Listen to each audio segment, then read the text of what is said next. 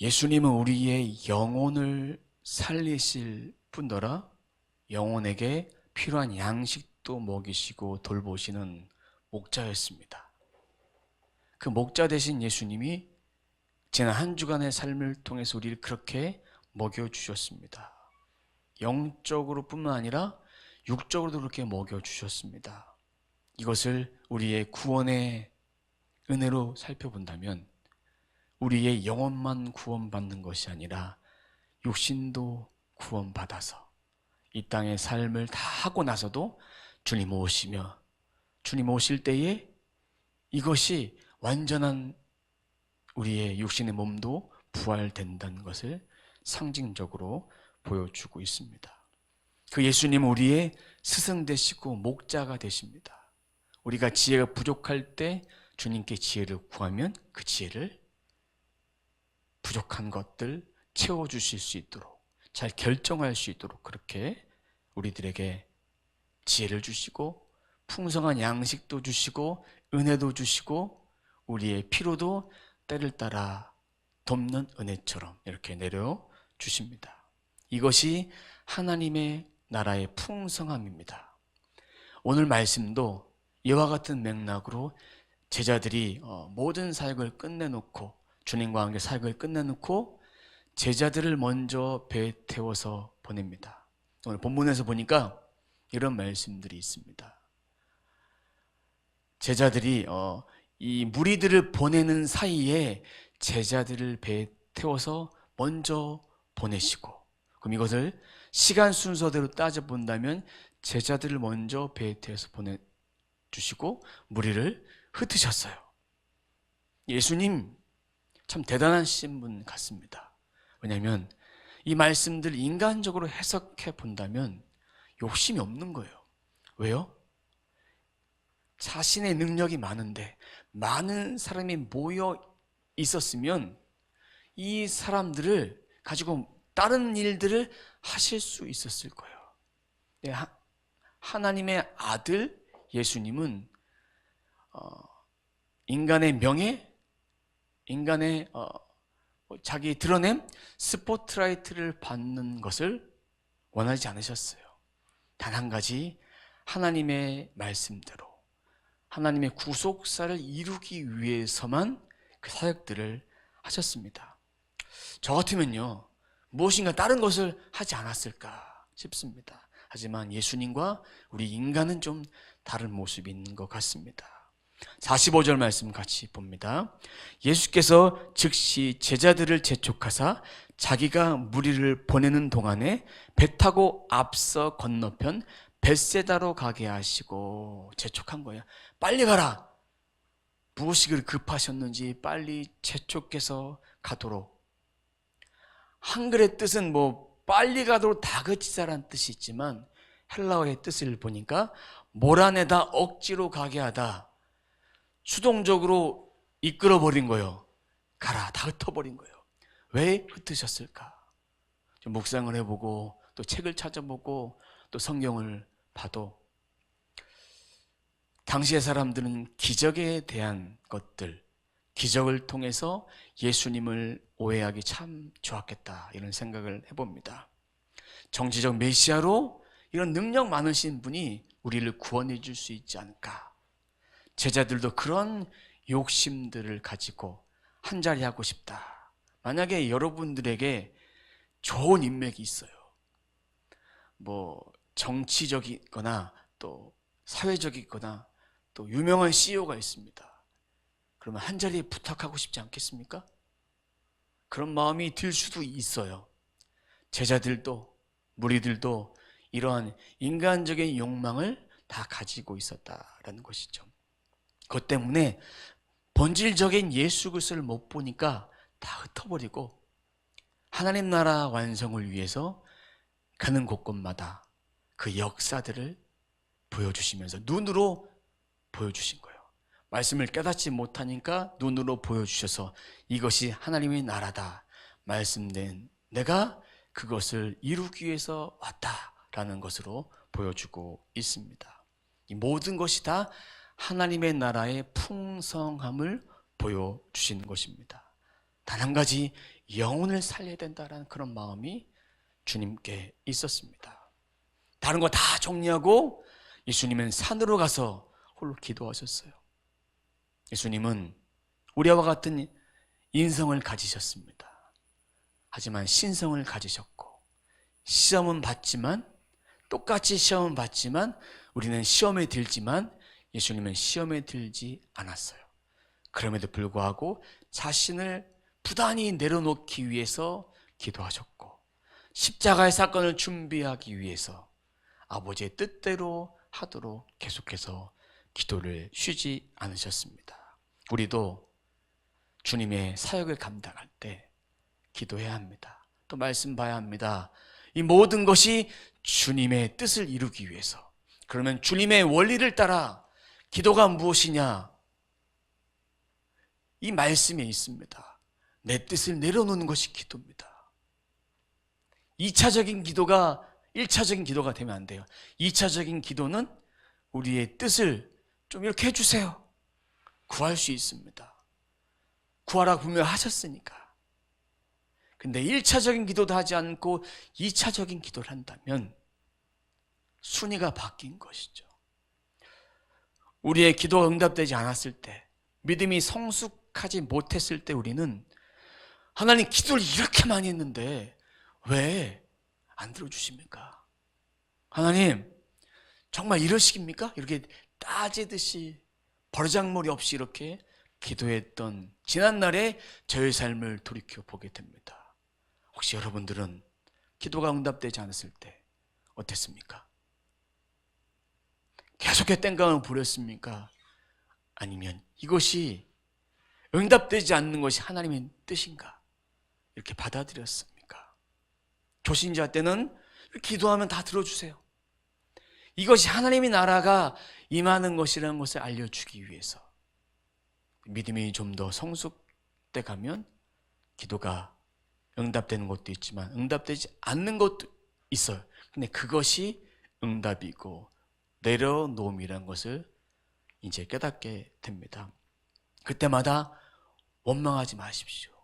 저도 원망했던 지난날을 돌이켜 보니까 기도가 저의 목적을 이루기 위한 기도가 되지 않았나 이렇게 생각해 보며 점검해 보게 됩니다. 그럼 예수님이 원하시는 기도는 내려놓는 기도예요. 저도 기도를 하면서 내려놓습니다. 또 금식 기도를 하면서도 내려놓습니다. 주님이 원하신 그런 기도를 하기 위해서. 그럼 기도할 때 가장 중요한 질문이 있습니다. 예수님이라면 어떻게 하셨을까요? 이 질문은 꼭 해봅니다. 예수님이라면 어떻게 하셨을까요? 제가 한 대로 하셨어요? 어떻게 하셨을까요? 물으신다면 내 뜻이라면? 그게 네 뜻이지 내 뜻이냐? 이렇게 응답이 안 될 것이고, 주님의 뜻이라면 평안함을 주시고 또 하나님께서 한 스텝 한 스텝 나가서 그것이 이루어질 수 있도록 열어주실 것입니다. 예수님은 기도하고 계셨습니다. 제자들도 알았어요. 미리 보냈기 때문에. 근데요, 48절 말씀을 현대인의 성경을 한번 읽어보도록 하겠습니다. 48절 말씀 보면 바람이 휘몰아침으로 제자들이 노를 젓느라 애쓰는 것을 보신 예수님은 새벽 4시쯤 바다 위를 걸어서 제자들에게 오셨다가 그대로 지나가시려 하셨다 이렇게 되어 있어요. 제자들에게 오신 건 알겠는데 지나가려 하셨다. 이 말씀을 그냥 읽으면 걸릴 게 없어요. 근데 자세히 읽으면 오셨다가 지나가려 하셨다. 과연 무슨 뜻일까? 우리가 계속해서 말씀을 들었습니다. 예수님은 메시아로 오셨다 그랬어요. 어디서나 계신 분이에요. 그렇다면 제자들의 어려움을 아셨어요. 노를 젓는데 파도가 치고 바람이 부니까 지금 시대의 배처럼 이렇게 모터가 달린 게 아니에요. 그냥 젓는 거예요. 힘들게 젓고 가는 그런 배예요.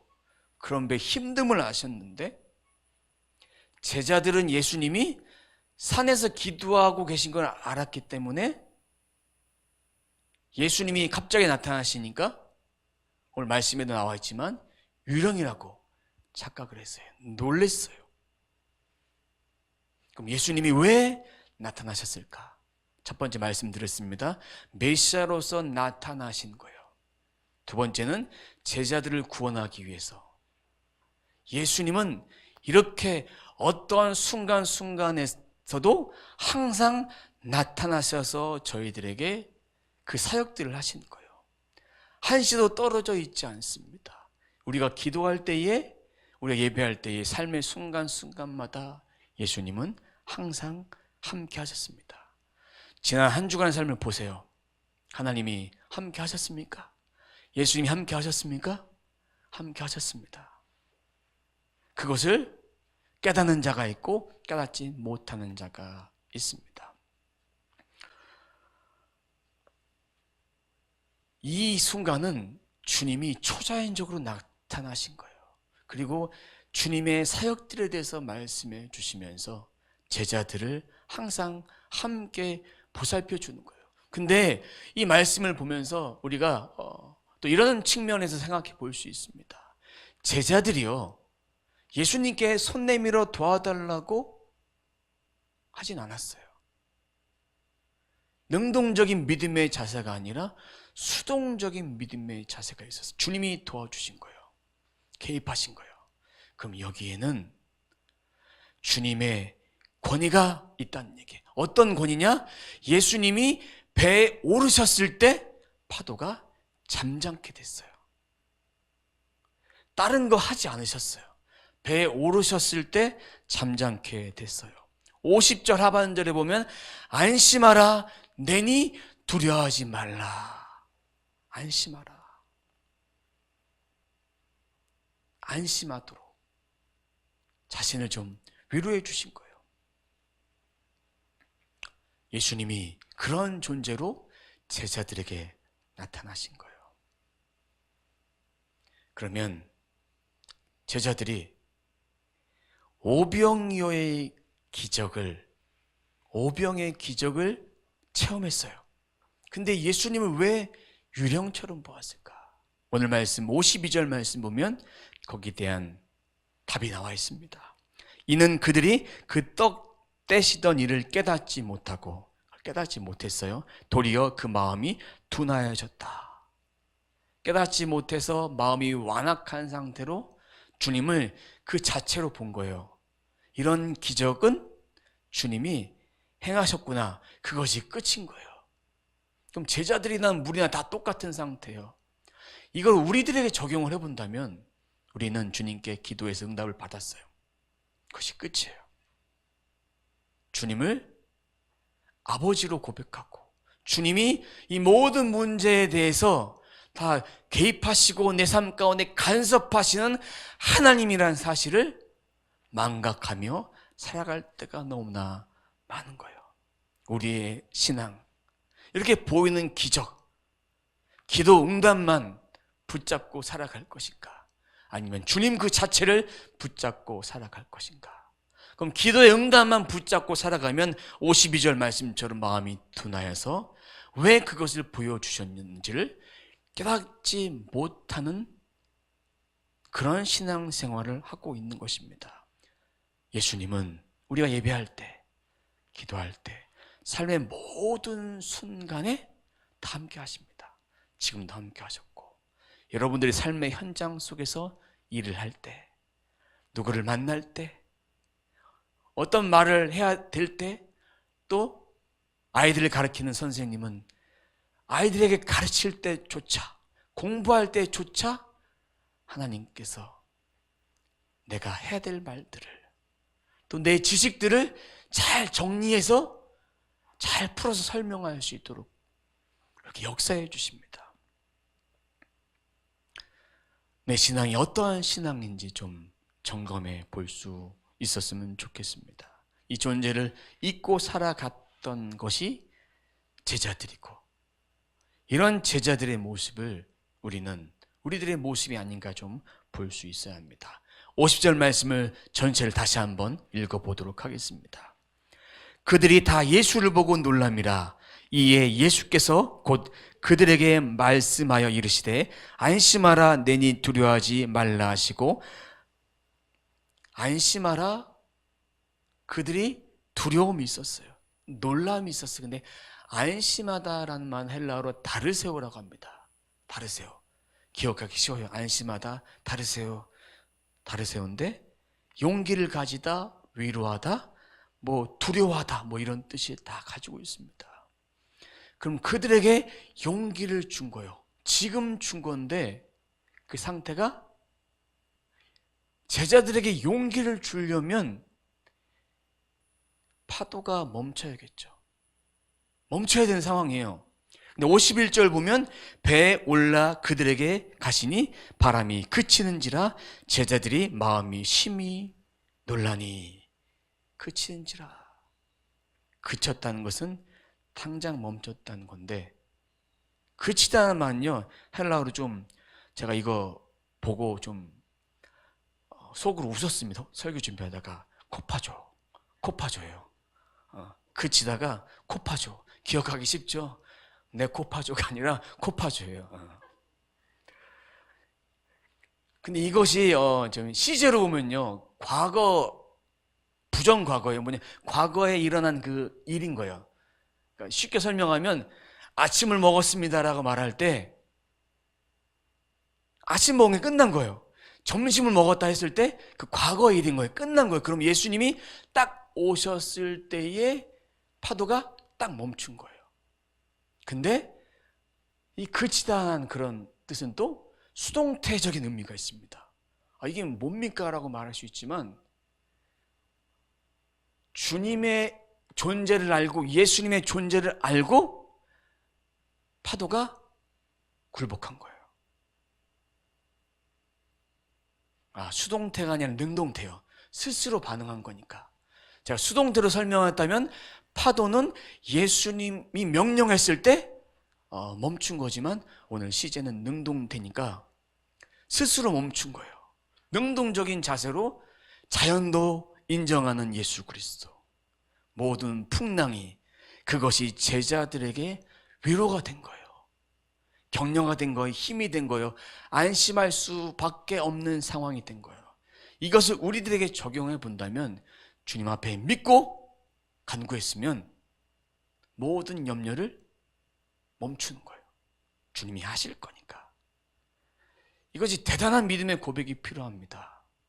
주님은 능력 있으시니까 제자들의 현장 가운데 하실 수 있지만 이 믿음이 고백이 되었는데 우리가 만약 상황이 바뀌지 않아요. 그럴 때 진짜 주님을 믿고 안심하며 신뢰할 수 있느냐? 여전히 계속해서 고민하고 걱정하느냐? 이 믿음이 있느냐? 믿음이 없느냐? 주님과 함께하느냐? 함께하지 못하느냐? 저나 여러분들은 어떠한 믿음을 가지고 있는지 우리 자신을 좀 돌이켜 봐야 합니다. 신앙은 내가 가장 힘들 때, 어려운 순간에 어떠한 믿음으로 반응하는가, 그것이 진짜 우리의 신앙입니다. 믿음이 좋을 때, 성령이 충만할 때, 은혜가 충만할 때는 무엇이든 다 할 수 있습니다. 그러나 환난이 오고 역경이 오고 가정에 어려움이 오고 힘듦이 오고 경제적인 어려움이 왔을 때 그때 어떻게 반응하느냐, 어떻게 주님을 신뢰하느냐, 그것이 진짜 믿음이에요. 그 믿음을 고백하는 자는 그치니라, 코파죠, 이 상태를 경험하는 것입니다. 앞으로 환난이 다가온다 할지라도 제자들에게 용기를 가져라. 우리들에게도 앞으로 살아가는 동안에 힘든 일보다 힘든 일이 더 많겠죠. 지금의 일보다 더 많은 어려움들이 있지만 안심하고 파도를 멈추게 하신 그 주님의 은혜를 붙드는 자만이 우리 인생의 승리가 보장되는 것입니다. 그럼 두려워해야 될 대상은 파도가 아니에요. 주님이에요. 문제보다 앞선 주님을 바라보는 것이 믿음이다라는 것입니다. 주님이 이런 세상들을 만들어 가길 원하십니다. 과거에도 그랬고 앞으로도 그런 믿음의 세상들을, 그런 하나님의 나라를 만들어 가길 원합니다. 그런 삶이 우리들의 삶 가운데 적용된다면 말씀을 우리 삶 가운데 그 일들이 체험되는 거예요. 그대로 일어나는 거예요. 우리의 환경을 통해서, 우리의 마음을 통해서 체험되는 거예요. 삶을 통해서 하나님을 만나는 거예요. 머리로만 하나님 만난다. 그 사람은 종교인이죠. 신앙인이 아닙니다. 진짜 내 삶으로 부딪혀서 깨져보기도 하고 다시 돌이켜보기도 하고 자빠져 보기도 하고 일어나 보기도 하고 승리해서 그런 삶을 하나하나 이어가는 거. 아팠을 때, 다리가 부러졌을 때, 옆에서 제 3자 입장에서 다리가 부러진 거 보면 불편하겠네요. 아프겠네요. 그게 끝이에요.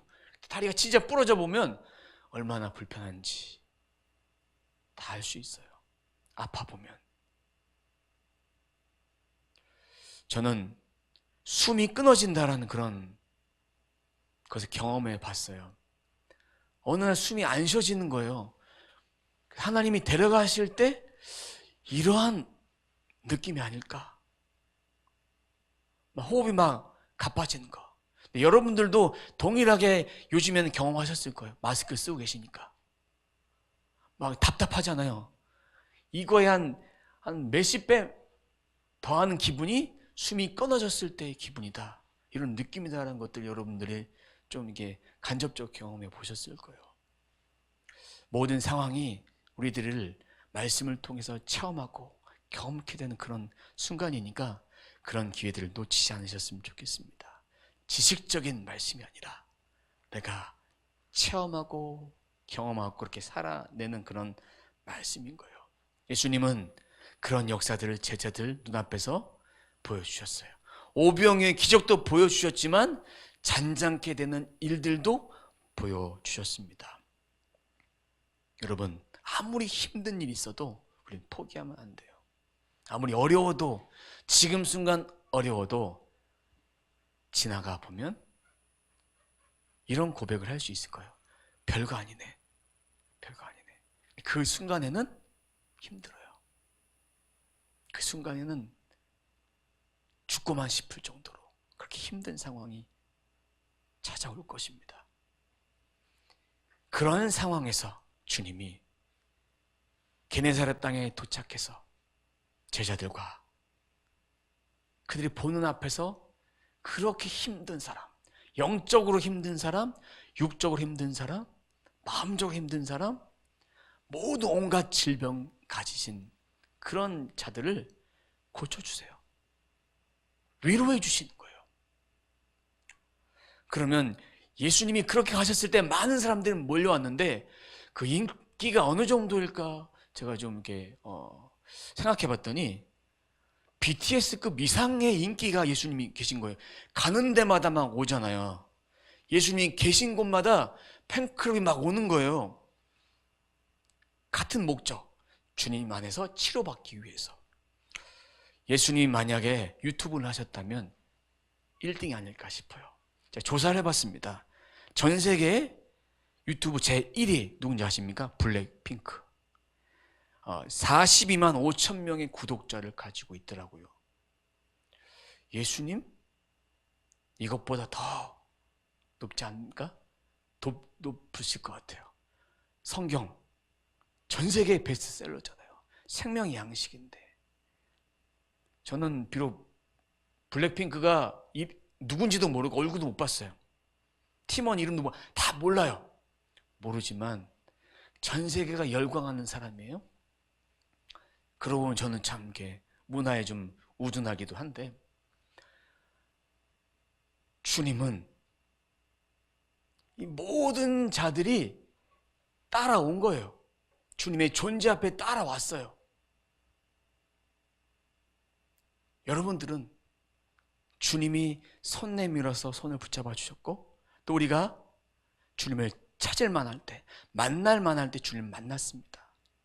그럼 그 주님의 존재가 이 세상에 있는 것보다 더 높다는 것을 아셔야 됩니다. 저도 그렇고 여러분들도 그렇고 비교 불가한 존재예요.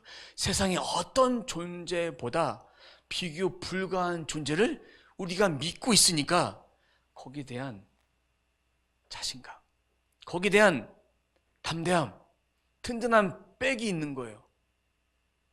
그 백이 있으니까 세상을 살면서 두려울 것이 무엇이 있겠습니까?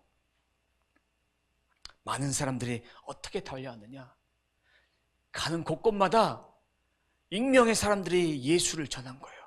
예수님이 오셨다, 오셨다, 이렇게 말씀 55절과 56절 함께 보도록 하겠습니다.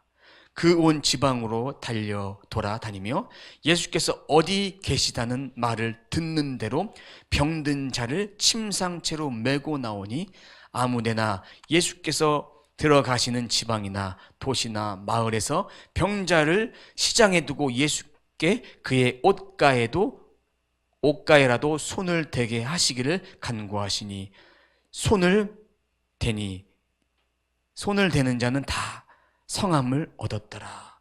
예수님이 이동해서 사역을 하실 때 어느 누군가가 전한 거예요. 예수님이 오셨다. 얼마나 다급했으면, 육신의 몸이 움직일 수 없으면 침상채로 들고 오지 않습니까? 고칠 수 없는 질병인 거예요. 마음의 질병이 될 수도 있고, 귀신 들림이 될 수도 있고, 또 육신의 아픔일 수도 있고, 여러 가지 그 아픔을 통해 주님이 오셨으니까. 근데 이들이 주님께 온 목적은 주님이 우리의 영혼의 구원자 되시기 때문에 그 사실을 이들은 알지 못했어요. 단지 질병을 고쳤으니까, 기적을 행했으니까, 많은 사람들이 선지자냐 엘리야냐 물어봤을 때 기적만은 그런 자로 여길 뿐이에요. 예수님을 메시아로 보지 않았어요. 메시아로 봤다고 해도 큰 힘을 가진 그분, 인간적인 분으로 그들은 본 것이죠. 예수님이 옷자락에도 좀 만져주길 바란 그런 마음. 혈우증 걸린 여인이 주의 옷자락을 만져서 치료함을 입었습니다. 12년 동안 고통당했던 죽어가는 그 딸이 주님이 마라나타 명령하셨을 때, 일어나라 명령하셨을 때 일어남을 입었다는 그 소문들이 쫙 다 퍼진 거예요. 이미 다 퍼졌어요. 그것 때문에 나왔을까? 진짜 예수님 믿고 싶어서 나왔을까? 이런 말씀을 대할 때도 우리가 진짜 예수 믿는 신앙인으로서 진짜 그렇게 주님 앞에 나왔는지, 이 자리에 어떤 마음으로 나왔는지, 한 주간의 삶을 어떠한 마음의 상태로 살아가는지, 그리스도인답게 사는지, 아니면 내 마음대로 그냥 살아가는지, 그것은 주님과 우리 자신만 알고 있는 거예요. 내 신앙이 어떤지. 저는 여러분들에게 이 시간 교과서적인 성경에 나와 있는 그런 사실들만 전달되기 원하지 않습니다. 여러분들이 진짜 예수를 주는 그리스도시요 살아계신 하나님의 아들이십니다라는 진짜 고백을 여러분들의 입술을 통해서 하길, 주님 앞에 이렇게 고백드리길 원합니다.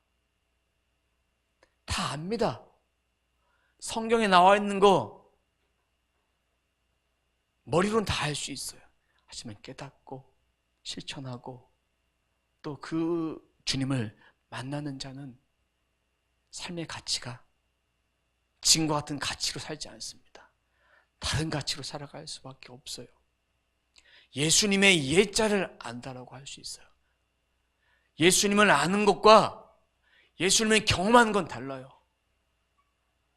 말씀을 읽는 것과 말씀 안에 머물러 있는 것은 다릅니다. 말씀을 읽었으면 그걸 끊임없이 생각을 하는 거예요. 내 내면 가운데, 또 내 언어 가운데, 행동 가운데 어떻게 내가 살 수 있을까? 예수님 만났다면, 진짜 성화된 삶을 살고 있다면 내 삶의 가치가 다른 거예요. 예배를 대하는 태도도 다른 거예요. 진짜 깨닫는다면 살 수 있습니다. 살아있는 자, 진짜 사는 거예요. 마네킹은요, 이미테이션이에요. 영혼이 없어요. 숨도 쉴 수 없어요. 하지만 아름다워요. 옷을 입혀놓고 다 꾸며놓으면. 복제인간, 인간이 아니지만 인간과 똑같은 것을 합니다. 로봇가 대신해 줄 수 없어요. 우리는 영과 영이 통하는 그런 하나님의 창조물이기 때문에 진짜 깨닫고 살아간다면 삶의 방식이 달라질 것입니다. 하나님 앞에 진실하게 살아갈 수밖에 없습니다. 부족한 인간이기 때문에 눈에 보이는 것을 쫓아갈 수밖에 없어요. 나는 안 그렇습니다. 저는 안 그래요. 호언장담할 수 없어요. 다 똑같아요. 저 안 그럴 것 같습니까? 그럴 수밖에 없어요. 여러분들 안 그럴 것 같습니까? 내 신앙 짬밥이 이 정도인데 다 필요 없어요. 그런 상황이 놓여지면 주님을 놓을 수밖에 없고, 고난이 세지면 세질수록 주님 붙잡아 주지 않으면 넘어질 수밖에 없습니다. 달콤한 유혹 받으면 어느 누구나 넘어지지만 우리가 하나님 안에서 이 말씀을 붙잡고 살아가면 내가 선택할 때 고민은 되겠지만 옳은 길을 선택할 수 있습니다. 사랑하는 성도 여러분, 오늘 말씀을 통해서 깨달아야 될 것, 눈에 보이는 것, 그것만 주님이 주신다 생각하지 마시고 이 내면 속에 우리를 긍휼히 보심을 통해서 우리들을 회복시키는 은혜가 담겨져 있음을 오늘 말씀을 통해서 보아야 합니다. 끊임없이 주님은 이것을 내려놓기 위해서, 주님의 사역을 감당하기 위해서 내려놓으셨습니다. 사람들에게 스포트라이트를 받으실 수 있었지만 다 포기하고 하나님 나라 확장을 위해서 계속해서 다니셨습니다. 우리의 가치는 세상의 성공입니까? 아니면 하나님 나라를 세워가는 천국 시민입니까? 두 가지 중에 정답은 정해져 있습니다. 여러분은 선택을 했습니다. 선택을 했는데 그 길 간 것 가운데는 우리를 연단하는 시험들이 지뢰밭처럼 계속 깔려 있을 것입니다. 그것을 이기고 나갈 수 있도록, 버리고 나갈 수 있도록, 주님이 그것을 덮어줄 수 있도록 그렇게 우리는 헤쳐나가야 합니다. 우리 삶 속에서 은혜만 받고 축복만 받으면 제자들, 무리들과 똑같은 존재가 되는 것입니다. 하지만 이것을 넘어서 주님이 주시는 그 천국의 은혜를 사모한다면, 그런 자로 살아간다면 우리는 하나님 나라의 풍성함을 깨닫고 그 나라를 세워가는 삶이 되는 것입니다. 폭풍도 잠잠케 하신 주님, 질병을 치유하신 주님, 우리가 주님 앞에 이렇게 거부할 수 없는 은혜를 받았기에 이제는 그 은혜를 받은 자로서 우리가 누려야 될 것, 안심하라, 다르세요, 안심하라, 그치니라, 곱하죠. 이 은혜를 우리가 누림을 통해서 삶 가운데 안심하고 또 안심하고 또 안심해서 그 안심의 상태가 믿음으로, 주님 저는 이제 딴 근심 없습니다, 됐습니다, 제가 주님만 바라보고 나가겠습니다, 그런 직진하는 그런 안심을 누리는 삶이 되시길 주님의 이름으로 축원합니다.